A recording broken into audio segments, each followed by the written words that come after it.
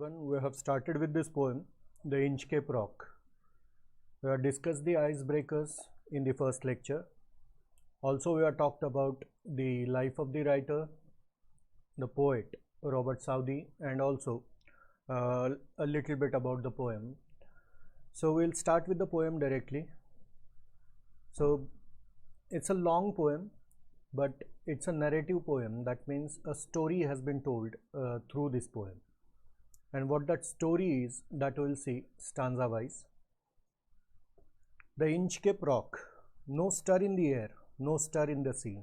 The ship was as still as she could be. So it's about a ship that is floating onto the water, into the water, and there is no stir in the air. हवा जी आहे ती सुद्धा एकदम शांत आहे, जास्त हवा जोराची नाही आहे. No stir in the C, आणि हवा नसल्यामुळं लाटासुद्धा समुद्रामधल्या त्यासुद्धा शांत आहेत. समुद्र असा शांत आहे. The ship was as still as she could बी, आणि वातावरण शांत असल्यामुळं, हवा जास्त जोराची नसल्यामुळं, समुद्र शांत असल्यामुळं ship was as still as she could be, शिपसुद्धा एकदम शांत होती. Her sails from heaven received no motion. Okay, the sails म्हणजे काय, जुन्या काळचे जे जहाज होते, ठीक आहे, त्यांना शीड असायची अशी, आणि तो कापड जो असायचा, ठीक आहे, त्याच्यामध्ये ती हवा लागून शिप पुढे प्रोपेल व्हायची, पुढे जायची. तर म्हणजे सेल्स होते ते. From heaven received no motion. So from heaven there was no motion received. That means the air was not there. तितका जास्त जोराचा वारा नव्हता, आणि त्यामुळं मग शिप जी आहे ती शांतपणे चालली होती. हर कील was study in the ocean. कील म्हणजे तो जो लाकडाचा मोठा भाग असतो, बेस जो असतो शिपचा, कुठल्याही मोठ्या शिपचा, तर त्याला कील म्हटलं गेलं आहे. हर कील was study in the ocean, and that's why, वातावरण सगळं शांत असल्यामुळं, हवा जोराची नसल्यामुळं शिप जी आहे ती संथपणे शांत अशी समुद्रावरती तरंगत होती. विदाउट, हा पहिला stanza, without either sign or sound of their shock the waves flowed over the Inchcape rock. आता Inchcape Rock, this is one particular place that we have talked about in the first lecture also, near the Scotland shore. And सँडस्टोनचा जो stone आहे, sandstone जो आहे तिथं, तर त्याच्यावरती एक सुळा असा, इंचकेप रॉक म्हणजे बाहेर आल्यासारखा, समुद्राच्या जरासा बाहेर आल्यासारखा तो दगडाचा भाग जो आहे, तर त्याच्यावरती वेव्स ज्या होत्या त्यासुद्धा फ्लो करत होत्या without either sign or sound of their shock. आणि ज्या लाटा जेव्हा त्या दगडावरती आदळतात तेव्हा मग कुठल्या एक शॉक तयार होतो किंवा आवाज जो येतो, तर तो सुद्धा जास्त येत नव्हता. The waves flowed over the Inchcape Rock. Inchcape रॉकच्या वरून वेव्स अशा फ्लो होत होत्या. So little they rose, so little they fell, they did not move the Inchcape bell.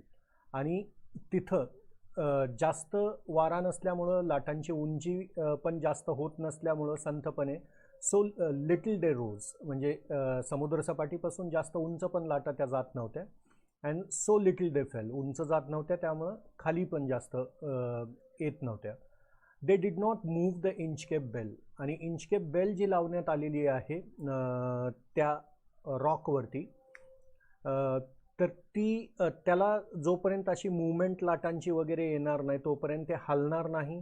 ज्या त्या बॉयवरती, बॉय म्हणजे काय, एक असं काय म्हणतात, लाकडाचा एक मोठा असा उंडका ज्याच्यावरती ते जो फिक्स केला गेला आहे, त्या खालच्या रॉकला बांधला गेला आहे, आणि त्याच्यावरती ही इंचकेप बेल जी आहे ती लावली गेलेली आहे. सो दॅट तो जो लाकडाचा उंडका आहे तो तिथं लाटांमुळं हलणार, आणि हल्ल्यामुळं मग ती बेलसुद्धा त्याच्यासोबत हलून आवाज येणार, आणि त्या बेलचा आवाज आल्यामुळं ज्या जवळपास शिप्स आहेत ज्या ट्रॅव्हल करत आहेत त्यांना ती वॉर्निंग मिळणार की जवळ काहीतरी डेंजर आहे, त्यामुळं ते दुरून निघून जाणार आणि सेफ राहणार, असं तो कन्सेप्ट आहे totally. So they did not move the Inchcape bell, आणि त्यामुळे इंचकेप बेलला सुद्धा ते मूव्ह करत नव्हते, त्यामुळे आवाजसुद्धा येत नव्हता. The Abbott of Aberbrothok had place that bell on the Inchcape rock. आणि ही जी बेल होती ती कोण प्लेस केली होती? The Abbott of Aberbrothok. Abbot म्हणजे काय, हेड ऑफ ॲबे, मंक्स, जे प्रिस्ट वगैरे आहे त्यांचा जो हेड आहे. आणि ॲबे म्हणजे काय, building where the monks or nuns live or use to live, जिथं राहायचे त्या पर्टिक्युलर ग्रुपचा जो लीडर होता. ठीक आहे, तर त्याला ॲबॉट म्हटलं जातं. आणि तो जो होता प्रिस्टचा लीडर, ॲबॉट ऑफ ॲबरब्रोथॉक, तर had place the bell on the Inchcape rock, आणि त्यांनी ती बेल त्या इंचकेप रॉकवरती लावली होती एका चांगल्या हेतूतून, की जे सेलर्स आहेत त्यांच्या शिप्स तिथं जवळ येऊ नयेत, आदळून फुटू नयेत, लोकांचे जीव वाचावेत, अशा चांगल्या हेतूतून त्यांनी ती बेल तिथं त्या बॉयवरती प्लेस केली होती. बॉय, आता आजकाल आपण ते तळ्यामध्ये वगैरे मोटारी सोडल्या जातात तेव्हा दोन असे निळ्या रंगाचे ड्रम वगैरे बघतो आपण, पाण्याचे ड्रम जे असतात, ते असे एकमेकाला बांधले जातात आणि त्याला मोटर बांधून सोडली जाते, म्हणजे ते पाण्यावरती फ्लोट करत राहते. ते ड्रम जे आहेत त्या मोटरला पूर्ण खाली ऋतू देत नाहीत किंवा गाळामध्ये जाऊ देत नाहीत. तर तशा पद्धतीनं ते आपण बघत असतो तळ्यांमध्ये वगैरे कुठेही लावलेले तसे ड्रम, तर त्यालाही बॉय म्हणता येईल. तर तशाच टाईपचा एक बॉय जो टाय केला गेलेला आहे, खाली रॉकला फिक्स केला गेलेला आहे आणि दोरीनी किंवा साखळीनी वगैरे, आणि त्याच्यावरती मग ही बेल लावण्यात आलेली आहे. त्यामुळं तो पाण्यासोबत तिथल्या तिथंच तो हलणार, आणि हलला ते बेल वाजणार, आणि बेल वाजल्यामुळं लोकांना, सेलर्सला वॉर्निंग मिळणार, ज्या शिप्स आजूबाजूनी जात आहेत त्यांना वॉर्निंग मिळणार की तिथं काहीतरी डेंजर आहे. किंवा तो सुरुवातीला आपण डिस्क्रिप्शनमध्ये ऐकलेलं आहे पोएमच्या, की एक 18 किलोमीटरवरती पसरलेला सँडस्टोनचा रीफचा भाग होता तो, आणि त्याच्यावरती येऊन शिप्स आदळू नये म्हणून त्या ॲबॉट ऑफ ॲबरब्रोथॉकनी तिथं ती बेल लावली होती. The Abbot of Aberbrothok had place that bell on the Inchcape Rock on a buoy in the storm. बॉयचं डिस्क्रिप्शन दिलं आहे, floating object anchored in the sea to mark dangerous places. अँकर केलं गेलेलं, ज्याला खाली फिक्स केलं गेलं आहे कशाला तरी दोरीनी, साखळीने वगैरे, so that it keeps floating on to the water and the bell is attached so that it will give the warning to the sailors. So and over the waves it's warning rung. So the whenever the tides used to come and go, ठीक आहे, ज्या लाटा आहेत त्यांच्या माऱ्यामुळं तो boy हलायचा आणि त्यामुळं ती बेल वॉर्निंग रंग in the sound of a bell for the sailors. When the rock was hit by the surge swell, भरती यायची समुद्रामध्ये जेव्हा पाण्याचं लेवल वाढायचं, सर्ज स्वेल, ठीक आहे, sudden or great rise in the level of the sea, जेव्हा पाण्याची पातळी वाढायची समुद्रातली, तेव्हा मग काय व्हायचं की हे जो रॉक आहे ज्याच्यावरती हे बॉय प्लेस केला गेला आहे, तर तो पाण्याखाली जायचा. ओके, आणि त्यामुळे हा बॉय जो आहे तो लाकडी असल्यामुळं तो तरंगायचा, आणि ते खालचा स्टोन कुणाला दिसायचा नाही, पण हे बॉय वर असल्यामुळं आणि त्याला बेल लावलेली असल्यामुळं ती वॉर्निंग असायची. When the rock was hit by the surge swell, जेव्हा पाण्याची पातळी वाढायची तेव्हा द मरीनर्स, मरीनर्स म्हणजे सेलर्स, समुद्रातले प्रवासी, the mariners had heard the warning bell, आणि मरीनर्स जे होते त्यांना मग ती वॉर्निंग बेल ऐकायला यायची. And then they knew the perilous rock, perilous dangerous, something that kills. Okay, so तो जो दगड आहे त्याची वॉर्निंग त्या बेलमुळं सगळ्यांना मिळायची. And bless the Abbot of Aberbrothok. आता ब्लेस्ड म्हणजे काय, जुन्या इंग्लिश मधला फॉर्म आहे तो BLESSED, ब्लेस्ड, त्यालाच BLEST आर्केक इंग्लिशमध्ये अशा पद्धतीने वापरलं जायचं. And bless the Abbot of Aberbrothok. आणि मग तिथून जाणारे जे शिप्स होत्या, जेव्हा त्यांना त्या बेलमुळं वॉर्निंग मिळायची तेव्हा ते वाचायचे आणि मग ते ब्लेस करायचे, आशीर्वाद द्यायचे. कुणाला, ॲबॉट ऑफ ॲबरब्रोथॉकला. का, कारण की त्यांनी ती बेल तिथं प्लेस केली गेली होती एका चांगल्या हेतूने, लोकांचा जीव वाचवण्यासाठी. Next stanza, the sun in heaven was shining gay. ठीक आहे, आकाशामध्ये सूर्य चमकत होता आणि it was happy, shining gay, happily it was shining. All things were joyful on that day. त्या पर्टिक्युलर दिवशी सगळ्या गोष्टी आनंदी होत्या, वातावरण सुंदर होतं. The sea bird screamed as they wheeled around. Sea birds जे होते, जे इकडं तिकडं फिरणारे समुद्रावरती वगैरे, तर they were screaming and they were wheeling around, they were moving around on to the ocean. And there was a joyance in their sound. आणि आनंद होता. जॉयन्स म्हणजे काय, happiness. There was happiness in their sound. So the climate is good. सूर्य चमकतोय आणि पक्षी वगैरे ओरडत आहेत आनंदाने. सगळं वातावरण एकदम छान जॉयस, ओके, आनंदी वातावरण होतं. The buoy of the Inchcape bell was seen a darker speck on the ocean green. आणि मग दुरून ज्या शिप्स जात होत्या त्यांना हे दूरवर असलेलं जे डार्कर स्पेक सारखं, एका डार्क स्पॉट सारखं, टायनी डॉट असल्यासारखं दुरून जहाजातून जेव्हा ते बघायचे या बॉयकडं, तेव्हा ते एक छोटासा असा ठिपका असल्यासारखं, हिरव्या समुद्रामध्ये छोटासा ठिपका असल्यासारखा दुरून दिसायचा. Sir Ralph the rover walked his deck and he fixed his eye on the darker speck.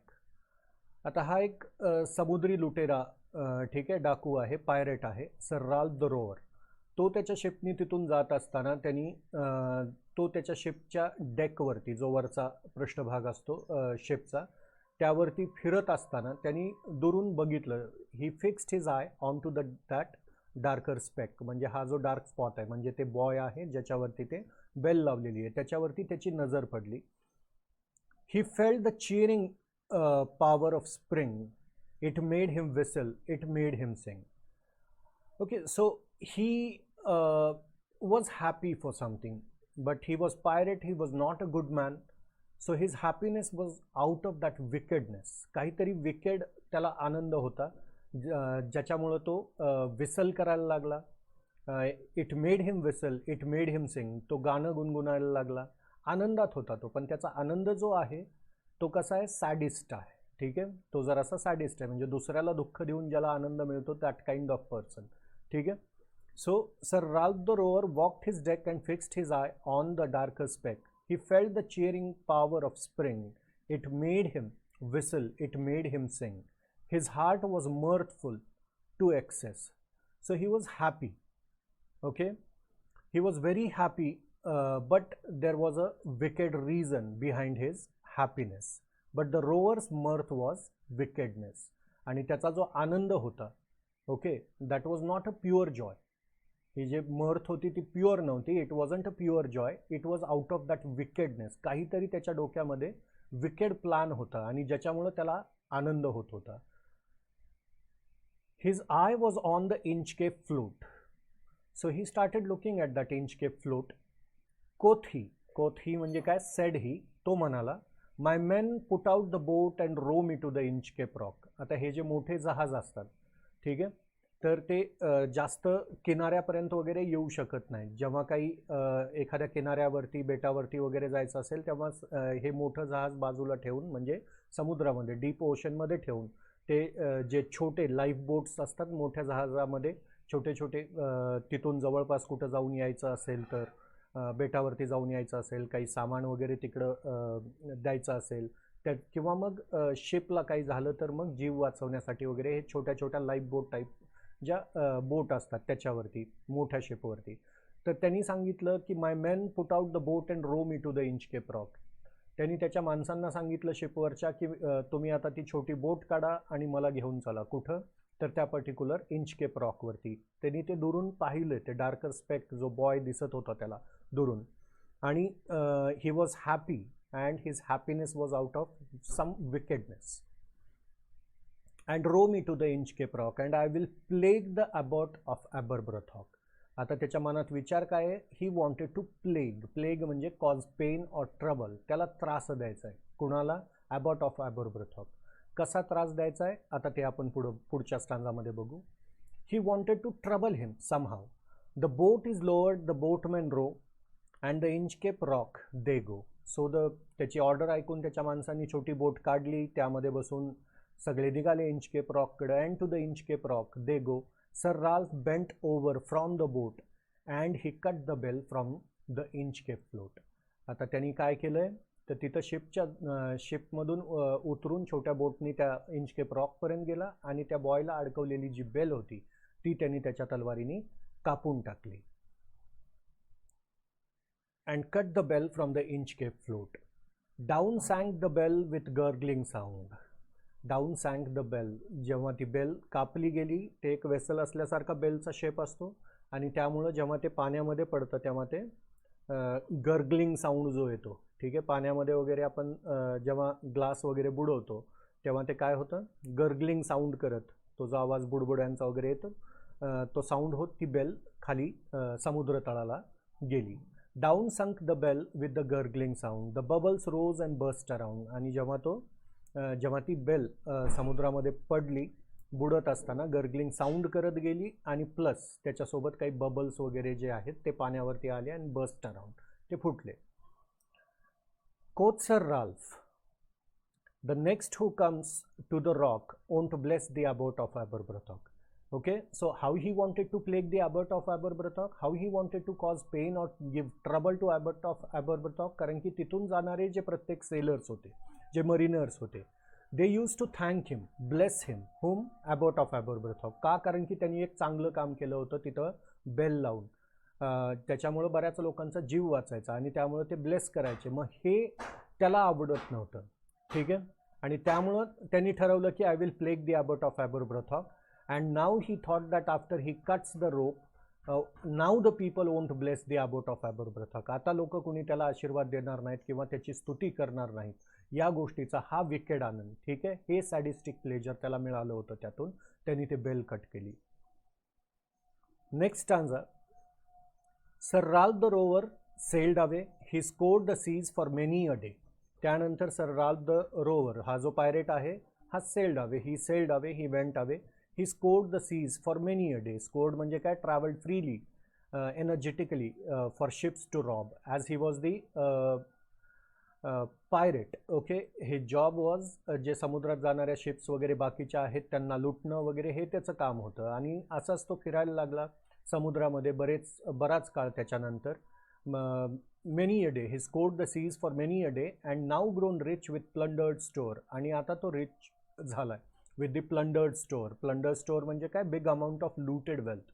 G wealth त्यांनी जो पैसा लोकांचा त्यांनी लुटला शिप्समधून वगैरे काही साहित्य लुटलं, तर याच्यानी तो आता श्रीमंत झाला आहे. Rich with the plundered store he steers his course for Scotland shore. Now he started his journey towards the Scotland's seashore. Course for Scotland shore. Now the next stanza. So thick a haze overspreads the sky. आणि जात असताना या प्रवासामध्ये स्कॉटलँडच्या शोरकडे जात असताना आकाशामध्ये, ठीक आहे, हेज पसरली होती सगळीकडं. हेज म्हणजे काय, हेजी क्लायमेट झालं होतं, असं धुकं वगैरे असल्यासारखं सगळं वातावरण झालं होतं. थिक होतं, दूर काय आहे ते दिसत पण नव्हतं.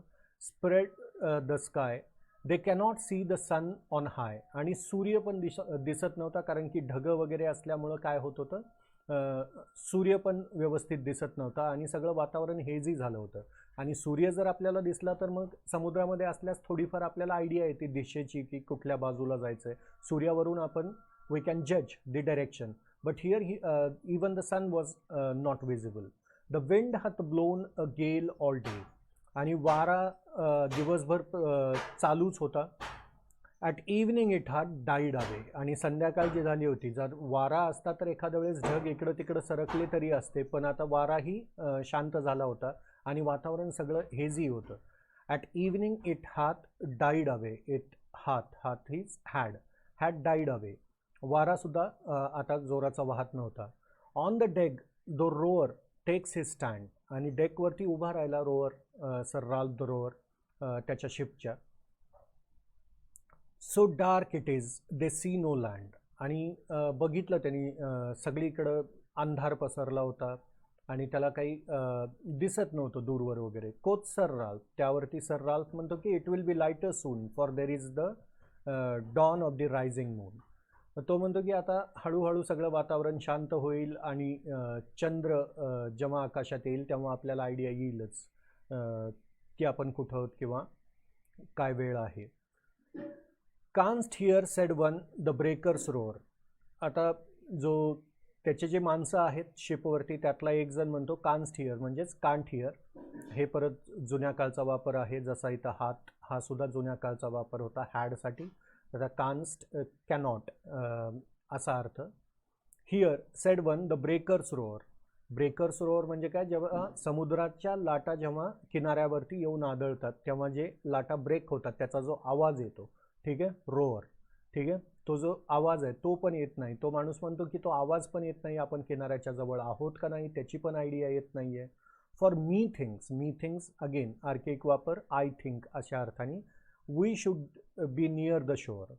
तो माणूस म्हणतो की मला असं वाटतं की आपण शोअरच्या जवळपास असावेत. Now where we are I cannot tell, but I wish I could hear the Inchcape bell. आता तो म्हणतोय की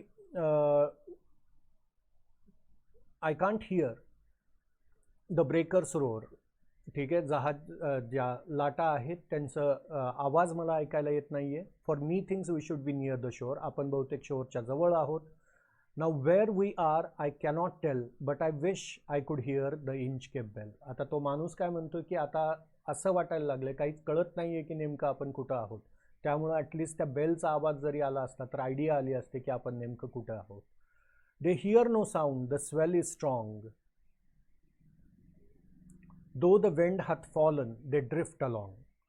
आणि त्यांना कुठल्याही प्रकारचा आवाज वगैरे येत नाहीये. The swell is strong. समुद्रामध्ये पाण्याची पातळी सुद्धा वाढलेली आहे बऱ्यापैकी. Though the wind hath fallen they drift along. जरी वारा जरी संपलाय, आता वारा जास्त जोराचा नाहीये. हाथ फॉलन दे ड्रिफ्ट अलॉंग. तरी सुद्धा जो अगोदर स्पीड मिळालेला आहे वादळामुळे वगैरे थोडाफार जहाजाला, त्याच्यासोबत ते ड्रिफ्ट होत चालले, जहाज चाललं. Till the vessel strikes with a shivering shock. आणि आता काय घडलंय, ते शिप चाललेलं आहे, त्यांना आयडिया नाही नेमकं ते कुठं आहेत. आणि बेलचा तर आवाज येणारच नाही, कारण की सर राल्फ द रोवरनीच ती बेल कट करून टाकली आहे. Because he wanted to trouble somehow the Abbott of Aberbrothok. He was jealous might be. Till the vessel strikes the shivering shock. And what has happened. आता त्यांचंच जहाज जे आहे, vessel म्हणजेच जहाज, strikes with a shivering shock. एक मोठा धक्का बसतो त्यांना आणि शिवर व्हायला लागतं. हा O Christ it is the Inchcape rock. आणि मग तो म्हणतो की ओ क्राइस्ट, अरे देवा, it is the Inchcape rock. आता त्यांचंच जहाज येऊन कुठं आदळलं गेलंय, तर त्याच इंचकेप रॉकवरती. तिथली बेल जर त्यांनी कापली नसती तर त्याला आवाज आला असता आणि त्याचाही जीव वाचला असता. पण त्यांनी ते काम केलं, तसं वाईट काम केलं आणि त्याचं फळ त्याला भोगायला लागलं. As his own ship came and striked the same Inchcape rock. Sir Ralph the rover tore his hair, he cursed himself in his despair. आणि आता सर राल्फ द रोअर जो आहे, he started tearing his hair. केस वगैरे ओढायला लागला तो, म्हणजे खूप दुःखी झाला, खूप त्याला वाईट वाटलं की आपण हे काय केलं वगैरे. ही cursed himself in his despair. स्वतःवरच त्याला खूप स्वतःला त्यांनी कर्स करायला सुरुवात केलं. That he has done very wrong thing by cutting that. And जे काय घडलंय ते आता त्याला बहुतेक सजाच दिलेली आहे देवानीच. The waves rush in every side, the ship is sinking beneath the tide. आणि जहाज आदळल्यामुळं तुटलं गेलं त्यांचं जहाज, आणि त्यामध्ये सगळ्या बाजूनी पाणी शिरायला लागलं जहाजामध्ये. And with the tide, under the tide, beneath the tide, it started sinking. Ship जे होतं त्यांचं ते सिंक व्हायला लागलं. But even in his dying fear one dreadful sound could the rover hear. आणि आता असाही तो आता मरतच आहे. जवळपास सगळी माणसं त्या शिपवरचे वगैरे सगळेच आता ते शिप तुटल्यामुळं बुडायला लागले. आणि विथ दॅट डाईंग फिअर, आणि त्या मरणाच्या भीतीसोबतच, one dreadful sound could the rover hear, त्याला एक आवाज येत होता. A sound as if the Inchcape bell. आणि तो आवाज कसा होता, इंचकेप बेल जशी वाजते तशाच टाईपचा तो आवाज होता, एका घंटीचाच आवाज होता. The devil below was ringing his knell, but this particular bell this was the sound of the devil who was ringing the knell. नेल म्हणजे काय, जेव्हा ख्रिश्चन लोकांमध्ये अंत्ययात्रा असते, ठीक आहे, तेव्हा बेल वाजवली जाते, that is called as nail. Okay. आणि जसं खाली शैतानच, डेव्हिलच त्याची मरणाची घंटा, ती मृत्यूची घंटा वाजवत होता, अशी घंटा त्याला ऐकायला येत होती. That's the end of the poem. So we see that through this poem what has happened, he has tried to do something wrong in his life and the god has punished him. ठीक आहे, जे काही वाईट काम त्यांनी केलं त्याचीच सजा त्याला मिळालेली आहे, आणि त्यामुळं त्याचा दुर्दैवी अंत होतो.